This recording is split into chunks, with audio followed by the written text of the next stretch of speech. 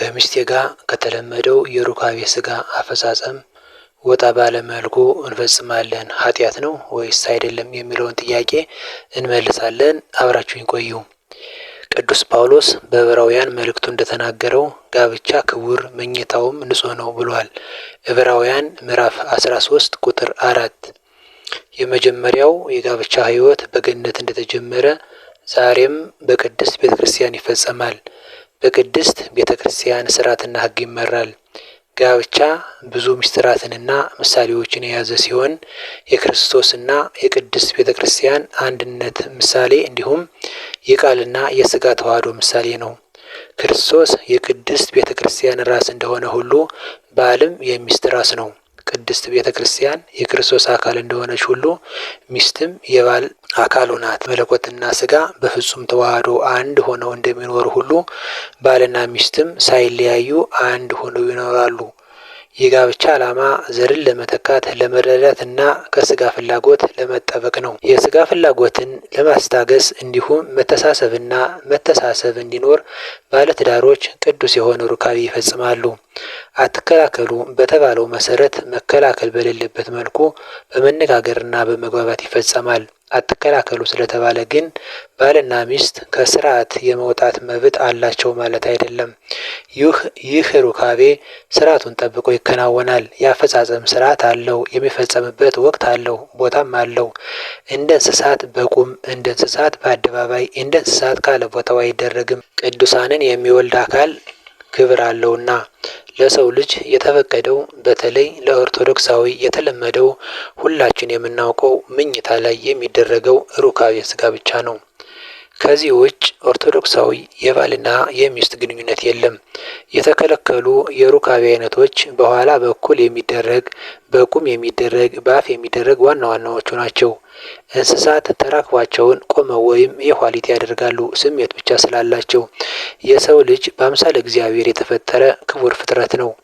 የሚያስብ የሚያስተውል ልብ አለው። ስሜት ብቻ ሳይሆን በሚያደርጋቸው ነገሮች ደስ ይሰኛል። እንስሳት በተፈቀደላቸው ስርዓት ጸንተው ይኖራሉ። ሰው እንስሳት አይደለም። ስለዚህ እንስሳት የሚሰሩትን መስራት የለበትም። እንስሳት ቆመውና በኋላ በኩል ተራክቦ ስለሚያደርጉ የሚወለዱት እንስሳት ወይም ልጆቻቸው ወዲያው በእግራቸው መቆም የሚጀምሩ ይሆናሉ። የሰው ልጅ በመኝታ ነውና የሚጸነሰው፣ በእግሩ የሚቆመው ከወራት በኋላ ነው። ይህ የተፈጥሮ ስርዓት ነው። ተፈጥሮን ተቀብለንና አክብረን የምንይዘው እንጂ የምንቃወመው አይደለም። ከስርዓት ውጭ በተደረገ ሩካቤ የሚወለዱ ልጆች መልካም ልጆች አይሆኑልንም፣ አይባረኩልንም። መልካም ዛፍ መልካም ፍሬን ያፈራል እንዳለ ቅዱስ መጽሐፍ። የተዘራው ዘር ስለሚያፈራ የዘራነውን እናጭዳለንና።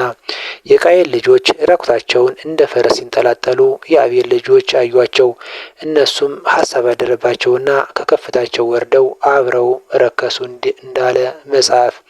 ከስርዓት ውጭ የምናያቸው እና የምንፈጽማቸው ድርጊቶች እኛ ኦርቶዶክሳውያንን ከከፍታችን ከክብራችን ከማንነታችን ሊያወርዱን የተዘጋጁ የሰይጣን ወጥመዶች ናቸው። የሰው ልጅ የአካል ክፍል የራሱ የተለያየ አገልግሎት አለው።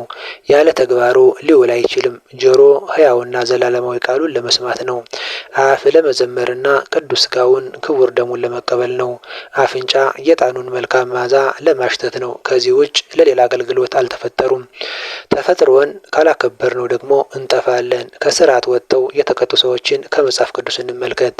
የቃየልና የሴት ልጆች የኖህ ዘመን ሰዎች ወይም ሰዶምና ገሞራ ተጠቃሾች ናቸው። ሰውነታችሁ የእግዚአብሔር ቤተ መቅደስ እንደሆነ አታውቁምን እንዳለ ብርሃነ ዓለም ቅዱስ ጳውሎስ በአንደኛ ቆሮንቶስ ምዕራፍ 6 ቁጥር 19። ይህ ደግሞ ማንኛውም የምናደርገው ድርጊት የአካላችንን ክብርና ቅድስና የጠበቀ መሆን እንዳለበት ያስገነዝበናል። ከተለመደ ወጣ ባለ መልኩ ሲባል የሚታዩ መመዘኛዎችን እንመልከት። በክርስትና አስተምሮ በትዳር ውስጥ የሚደረግ ማንኛውም ድርጊት በሶስት መመዘኛዎች መለካት አለበት። የመጀመሪያው የጋራ ስምምነት ነው። አንዱ ወገን የማይፈልገውን ወይም የሚጸየፈውን ነገር ሌላኛው ወገን እንዲያደርግ ማስገደድ የለበትም። ሚስት በገዛ ስጋዋ ስልጣን የላትም፣ ስልጣን ለባሏ ነው እንጂ። እንዲሁም ደግሞ ባል በገዛ ስጋው ላይ ስልጣን የለውም፣ ስልጣን ለሚስቱ ነው እንጂ። አንደኛ ቆሮንቶስ ምዕራፍ 7 ቁጥር 4። በስርዓት የተደነገገና የተፈቀደ እንኳ ቢሆን ባልና ሚስት ካልተስማሙ የሚሆን ነገር የለም። የሁለቱ መልካም ፈቃድና መተሳሰብ ያስፈልጋልና። ክርስቶስ ቅድስት ቤተ ክርስቲያንን አስገድዶ አምልኪኝ አላላትም። ቅድስት ቤተ ክርስቲያንም ወዳና ፈቅዳ እንጂ ተገዳ ክርስቶስን አታመልክም። ፈቃደኝነት ወሳኝነት አለው። ሁለተኛ ተፈጥሯዊ ስርዓትን መጠበቅ ነው።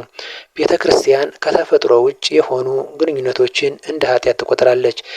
ቅዱስ ጳውሎስ በሮሜ መልእክቱ ምዕራፍ 1 ከቁጥር 26-27 ላይ ለባህሪያቸው የሚገባውን ስራ ለባህሪያቸው በማይገባው ለወጡ በማለት ተፈጥሯዊ ያልሆኑ ድርጊቶችን ይወቅሳል። ስለዚህ አፈጻጸሙ አካልን የሚያቆሽሽ ወይም የተፈጥሮን ስርዓት የጣሰ መሆን የለበትም። ሶስተኛው ክብርና ራስን መግዛት ነው።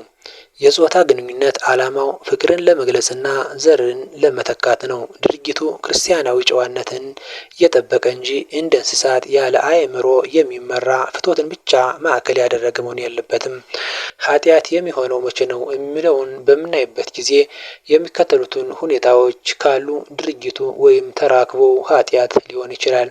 አንደኛ፣ የተፈጥሮን ስርዓት የሳተ ከሆነ እግዚአብሔር አካልን ለፈጠረለት ዓላማ ውጭ የምንጠቀም ከሆነ ኃጢአትን ቁጣትን ያመጣል። ሁለተኛ፣ ክብርን የሚያዋርድ ከሆነ አንዱ ወገን እንደ ዕቃ ወይም እንደ ባሪያ የሚቆጠርበት አፈጻጸም ከሆነ የአንዱን ክብር አልጠበቅንምና ኃጢአት ይሆናል። ሶስተኛ፣ ብልግናን መሰረት ያደረገ ከሆነ በፊልሞች የሚታዩና ተፈጥሯዊ ያልሆኑ ድርጊቶችን ወደ ትዳር ማምጣት የትዳሩን ቅድስና ያጠፋል።